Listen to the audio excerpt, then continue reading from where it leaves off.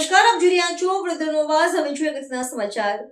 વડોદરા મહાનગરપાલિકાની વધુ એક બેદરકારી. વોર્ડ નંબર 19ના મક્કરપુરા વિસ્તારમાં પાણીનો વેડફાટ જોવા મળ્યો. વડોદરા મહાનગરપાલિકાની બેદરકારી ફરી એકવાર સામે આવી છે. વોર્ડ નંબર 19ના મકરપુરા વિસ્તારમાં જીજી માતાના મંદિર પાસે સતત પાણીનો વેડફાટ થતો હોવાના દ્રશ્યો સામે આવ્યા છે. લાંબા સમયથી લીકેજ હોવા છતાં પાલિકાના સંબંધિત વિભાગ દ્વારા કોઈ કાર્યવાહી ન થતા પાણી રસ્તા પર વહેતા રહે છે.